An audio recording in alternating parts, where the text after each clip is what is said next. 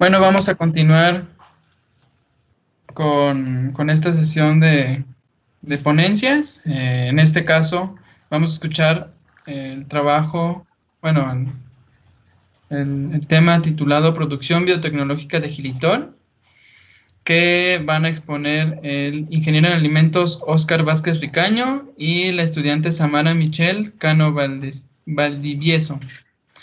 Y bueno, en este caso el ingeniero en alimentos Óscar realizó sus estudios de licenciatura en la Universidad Veracruzana y actualmente se encuentra estudiando la maestría en Ingeniería Química en la Universidad Veracruzana, misma de la cual, pues a manera de anuncio, bueno, acaba de obtener su PNPC y bueno, creo que es una buena alternativa para aquellos chicos que quieran estudiar su posgrado una vez que terminen.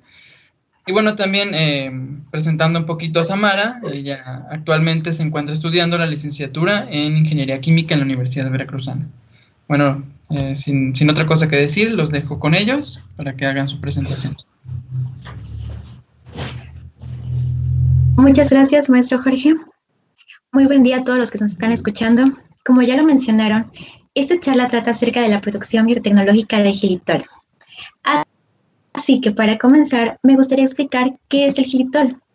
Este es un polialcohol de 5 carbonos que tiene una apariencia de polvo cristalino y un color blanquecino. Posee una dulzura similar a la de la sacarosa, pero con menor contenido calórico. Es por esta característica que una de sus principales aplicaciones es en la industria alimentaria, en donde es usado como edulcorantes en productos de panadería y confitería. Asimismo, es ampliamente usado en la industria farmacéutica, en productos para personas diabéticas, ya que además tiene un metabolismo que es independiente al de la insulina, y en productos de higiene bucal por sus propiedades anticarogénicas. Actualmente, el xilitol es obtenido mediante el proceso químico a escala industrial, el cual consiste en la siguiente serie de pasos. El primero de ellos es realizar un hidrolizado a materia lignocelulósica para obtener azúcares. Entre las materias primas más comunes se encuentra la madera de haya y la madera de abedul. Este hidrolizado pasa por una serie de etapas que nos permiten obtener una solución rica en xilosa, la cual se utilizará en la etapa de hidrogenación catalítica, en donde se utilizan temperaturas que van de los 80 a los 140 grados centígrados y una presión de operación de 50 atmósferas. Esas etapas y las condiciones de operación han hecho que el producto se vuelva costoso y en consecuencia el precio del xilitol en el mercado se ha elevado en comparación con el de otros edulcorantes.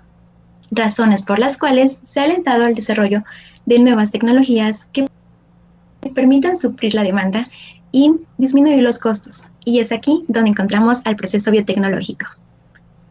Este nuevamente parte de la realización de un hidrolizado a materia lignocelulósica. En esta ocasión suelen utilizarse residuos agroindustriales, como lo es el bagazo de caña, la paja de trigo y la mazorca de maíz. En este hidrolizado se encuentra la presencia de xilosa, la cual será fermentada por microorganismos para así obtener el xilitol. Durante este proceso existen factores que pueden influir en la obtención del xilitol, como lo son el microorganismo que se utiliza, el cual debe ser capaz de poder asimilar y metabolizar la xilosa. Entre los que mejores resultados han presentado se encuentran las levaduras del género Cándida. Asimismo, por otro lado, es importante tener en cuenta la temperatura y el pH a la cual se llevará a cabo el proceso. Estos tienen la capacidad de acelerar o retrasar la actividad enzimática, influyendo así directamente en el metabolismo del microorganismo. También tenemos la configuración del fermentador. Esta debe adecuarse al tipo de sistema que se vaya a emplear. En este sentido, podemos tener sistemas con microorganismos libres en el medio de fermentación o microorganismos inmovilizados. Este último consiste en encapsular a los microorganismos en una matriz porosa, con el fin de recuperarlos fácilmente al final del proceso y reutilizarlos en fermentaciones posteriores. Asimismo, con esto se estaría promoviendo la adaptación de los microorganismos al medio y a las condiciones de fermentación. Por último, tenemos la aeración, la cual se encarga de direccionar la bioconversión de la xilosa hacia la producción de xilitol, etanol o biomasa. Para encontrar esos factores que nos permitan aumentar la producción, debemos recurrir a una parte experimental.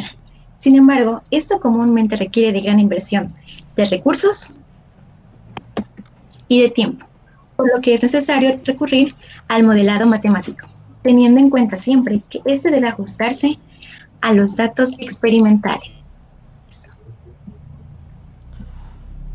Bueno, hablando un poco más de lo que es el modelamiento matemático, pues el modelo matemático nos va a ayudar a validar. El modelo matemático tiene que ser validado por datos experimentales. Esto nos va a llevar a lo que es una mejora y un entendimiento del proceso físico que se está estudiando, llevándonos a reducir los requerimientos experimentales totales y entendiendo mejor la dinámica del proceso, para finalmente nosotros poder establecer lo que son las condiciones de fermentación óptimas, entre las cuales vamos a tener pues, las condiciones de alimentación adecuadas para maximizar la conversión, qué parámetros de diseño vamos a utilizar para el reactor y los valores de las constantes que se encuentran en el modelo matemático. Con valores de las constantes me refiero a que pues, cada cinética tiene diferentes constantes que es necesario conocer sus valores para nosotros poder hacer un mejor entendimiento físico del problema. Por ejemplo, en la cinética de Monod tenemos casos como son las constantes de saturación o las tasas de crecimiento máximas.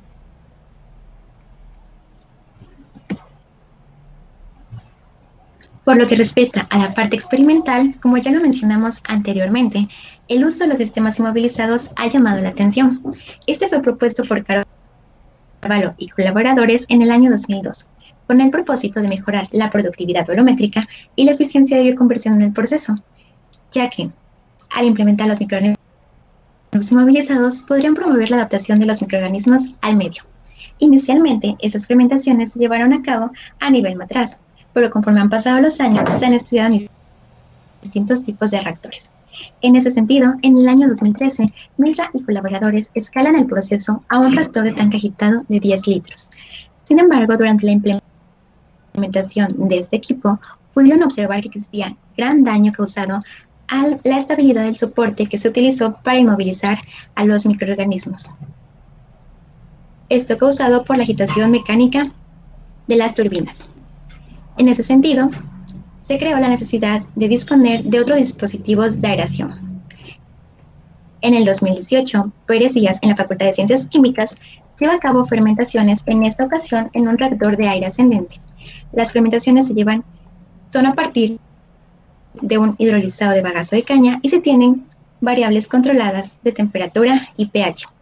Con este estudio se pudo observar que el sistema de dispersión utilizado es más noble para con las perlas que inmovilizaron a los microorganismos. Como parte de antecedentes del modelado matemático, tenemos que en el año de 2005 Techampo y colaboradores plantearon un primer modelo matemático que representara una fermentación por parte de una levadura para la producción de xilitol. Este modelo pues consideró lo que es la biomasa, la glucosa en el medio, el xilitol, tanto interno como externo, y la xilosa del medio. ¿A qué se refería con xilitol interno y externo?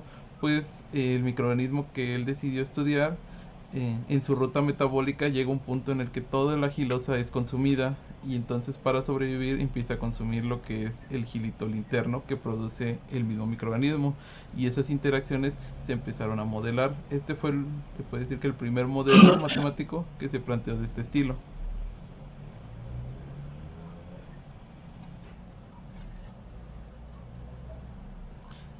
Bueno, entonces tenemos que la producción de xilitol en términos generales pues se ve afectada por lo que es el rendimiento y la productividad de este, y el rendimiento y la productividad de este proceso biotecnológico pues se ve establecido por las diferentes condiciones de fermentación, así como el microorganismo presente en la fermentación a realizar. Y de igual manera, pues al tener un diferente microorganismo, las propiedades del medio de cultivo pues tendrán que cambiar, por lo que el uso del modelamiento matemático nos va a ayudar a obtener lo que es esta tarea, en la optimización de tiempo, dinero y equipos, además del entendimiento del fenómeno físico y la configuración adecuada del reactor que se va a tener, para finalmente obtener lo que son expresiones de tipo carácter cuantitativo, siendo lo más simples posibles y el modelo lo menos restrictivo que se pueda. A continuación presentaremos algunos casos de estudio. Para el primer caso se deseaba realizar fermentaciones de un hidrolizado de bagazo de caña donde se utilizara levadura inmovilizada. Para esto se diseñó y se construyó un reactor de aire ascendente. Su construcción se realizó en acrílico transparente, contó con un volumen de 2 litros para utilizarse a una capacidad de 1 litro. Este reactor contaba con accesorios para realizar la dispersión de aire al interior, este siendo necesario para suministrar oxígeno, que permitiera realizar el metabolismo a los microorganismos.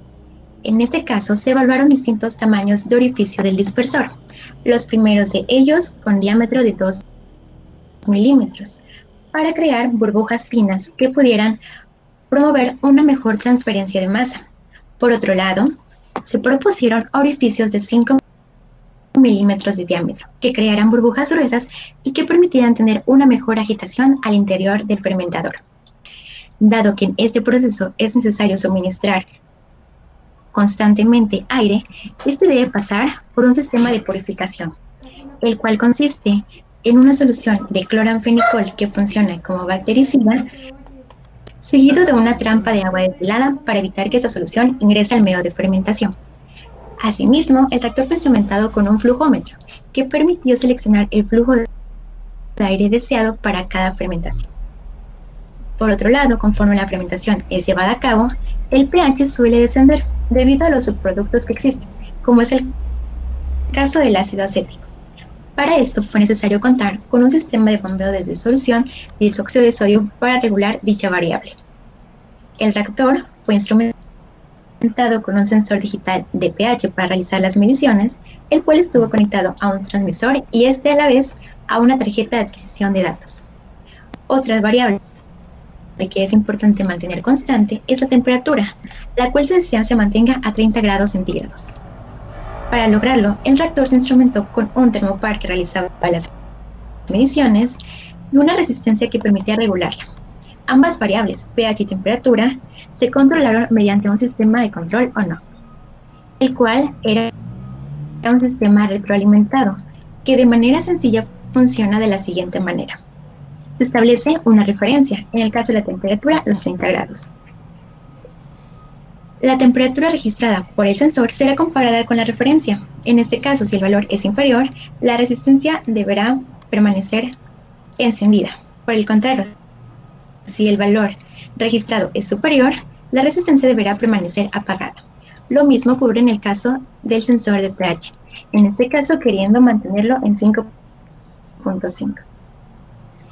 Este sistema de monitor y control contó con una interfaz gráfica para el usuario, desde la cual se le permitía accionar el control de pH y temperatura, accionar la bomba de aire, registrar el día y la hora de la toma de muestra, así como seleccionar el número de datos guardados. En este sentido, el usuario podría elegir entre valores de 1 hasta 10 datos por segundo. Al inicio de la fermentación, se le permitió establecer las variables de referencia, en este caso pH y temperatura, así como los mililitros que serían de muestra y el flujo de aire utilizado en litros por minuto. Teniendo una vez instrumentado totalmente el reactor, se dispusieron fermentaciones para evaluar su funcionamiento, utilizando flujos de 0.2 y 0.8 litros por minuto. En el caso de los dispersores de aire, y en especial el de burbuja fina, con orificios de 2 milímetros de diámetro, durante su evaluación se pudo observar la generación de espuma desde el comienzo de la fermentación, lo cual tuvo consecuencias. Una de ellas, que no se tuviera un correcto mezclado, y otra, que se tuviera un inadecuado control del pH, ya que esta espuma generaba una barrera en la parte superior del reactor que impedía que la solución de hidróxido de sodio tuviera contacto con el medio de fermentación. Asimismo, dado que el funcionamiento fue evaluado con 2 flujos de aire, se puede observar que con el flujo de 0.8 se aumentaba la dificultad para controlar la espuma, ya que ésta se volvía más estable y difícil de romper. En el caso del dispersor de burbuja gruesa con orificios de 5 milímetros de diámetro, no se observó durante su evaluación ninguno de los problemas mencionados anteriormente, y por el contrario se observó una adecuada dispersión del aire al interior del fermentador, motivo por el cual fue elegido para implementarse en el reactor. Por lo que respecta al sistema de control de temperatura y pH, en el caso de la temperatura, esto se deseaba, como lo mencioné anteriormente, se mantuviera a 30 grados centígrados. En un inicio, la temperatura del medio de fermentación se encontraba a temperatura ambiente, y al accionarse la temperatura se elevó hasta los 30 grados, valor al que se mantuvo durante todo el proceso. Esta fermentación tuvo una duración de 96 horas. Por otro lado, el sistema de control de pH también fue efectivo, logrando mantener el valor en 5.5 durante toda la fermentación. Como caso 2, pues tenemos el modelado de la producción de xilitol. En este modelado está basado en un trabajo previo del mismo grupo, que es de Dorantes, en el año de 2017, en el que se consideró lo que es la concentración de la biomasa, la concentración de la gilosa, la glucosa y la arabinosa como los principales azúcares reductores, y la producción de etanol y xilitol, ya que es sabido que en las fermentaciones de este estilo los principales productos pues es el etanol más otro azúcar deseado, que en este caso para nosotros va a ser el xilitol. Este modelo pues contempla los coeficientes de rendimiento, los cuales son relaciones entre qué tanto se produce a partir de lo que nosotros introducimos al sistema de algún sustrato. Cuando nosotros los tenemos en la parte del denominador pues indican un consumo, y en la parte del numerador pues una producción. Así se puede observar en la parte del etanol y del lo que es el xilitol.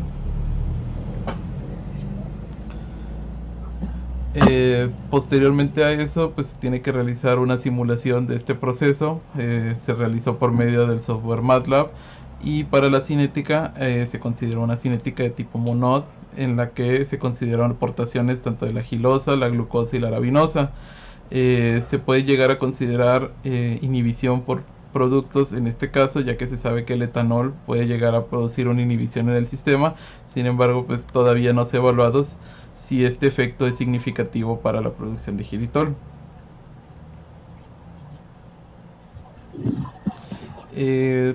Posteriormente se realizó una estimación de parámetros, lo cual se contaba con un set experimental a diferentes condiciones de temperatura y de agitación, y realizamos esta técnica para obtener los valores de las constantes del sistema.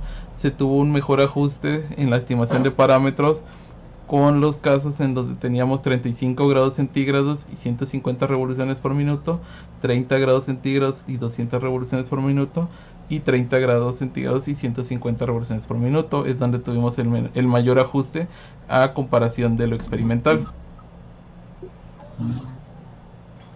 En el tema de del cálculo de los valores de las constantes del sistema, encontramos que en lo que fue las tasas de crecimiento máximas 1, 2 y 3 es donde se tienen un mayor aumento en los órdenes de magnitud de los valores. Entonces, como conclusión parcial, tenemos que el efecto de la temperatura y de la agitación en este sistema pues se ven involucrados en estas variables.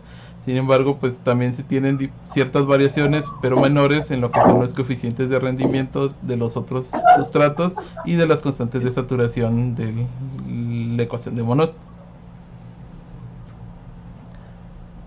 Se realizó un cálculo de los parámetros fermentativos más significativos del sistema, en los cuales fueron la productividad volumétrica, el cual es una relación entre la concentración de salida del sistema sobre el tiempo específico de la fermentación, el coeficiente de rendimiento de xilitol, que es nuestro principal parámetro que nos interesa, ya que es el que nos va a indicar el rendimiento del proceso, y la tasa volumétrica, el cual también es una relación entre la cantidad de concentración que sale con menos lo que entró sobre el tiempo específico de la fermentación también. Podemos observar que a 35 grados centígrados y 150 revoluciones por minuto pues tenemos el coeficiente de xilitol más alto, y por lo tanto un rendimiento mayor en el proceso. Como parte de este trabajo también se está realizando un análisis de sensibilidad, el cual pues nos va a indicar qué parámetro es más sensible en nuestro sistema. Es decir, que a nivel de laboratorio, qué parámetro es el que más, si nosotros realizamos una variación, va a tener un mayor impacto en el resultado final de la producción de xilitol. En términos generales, desde la biomasa, el xilosa y la glucosa, tanto para la arabinosa, el xilitol y el etanol, los parámetros más sensibles pues son las tasas de crecimiento máximas 1, 2 y 3, teniendo pues un poco de relación con la estimación de parámetros, que es donde se vio un mayor aumento.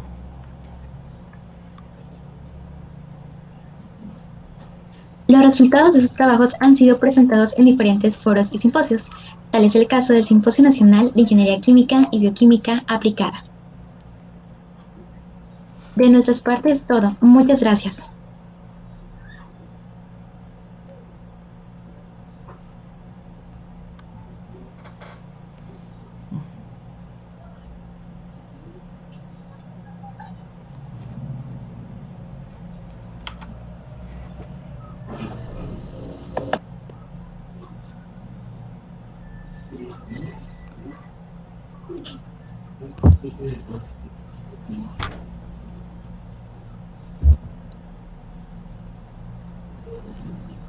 Bueno, agradecemos la presentación de Oscar y de Samara.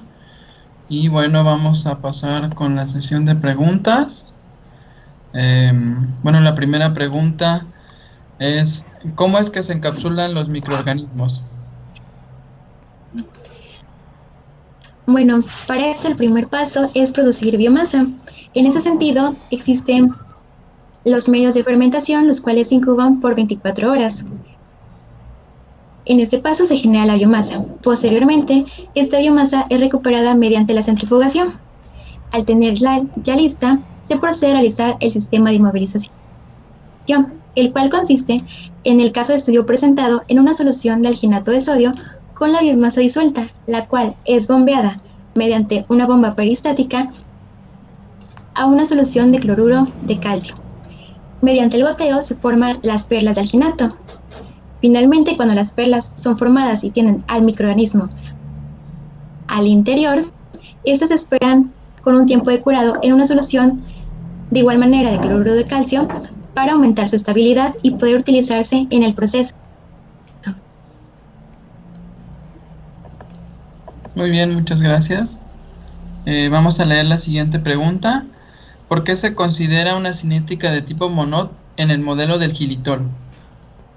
Bueno, en cuestiones biológicas existen muchos tipos de cinéticas. Sin embargo, pues la cinética de Monod está reportada en la literatura que es de las que mejor ajusta para este tipo de procesos fermentativos. Sin embargo, pues se podría considerar alguna otra cinética, pero en este caso estamos observando que esta cinética pues está ajustando bien a los datos experimentales. Ok, muchas gracias. Vamos a hacer la siguiente pregunta. ¿Por qué en el modelo del xilitol solo se considera glucosa, xilosa y arabinosa? Ok, bueno, supongo que se quiere referir a por qué esos principales azúcares reductores. Bueno, en el hidrolizado que se tiene que realizar previamente a la fermentación, pues hay muchos compuestos, diferentes tipos de azúcares reductores, pero los que se encuentran en mayor cantidad pues son la xilosa, la glucosa y la arabinosa. Nos podemos encontrar con otro tipo de compuestos como van a ser fibras o algunas cadenas carbonatadas, pero como están en menor cantidad pues no se consiguen en el modelo, o pueden estar incluso en mayor cantidad algunos compuestos, pero no van a interaccionar en lo que va a ser la fermentación. Entonces no tendría caso generar un balance de materia para este tipo de compuestos. Muy bien, muchas gracias. Creo que es la última pregunta.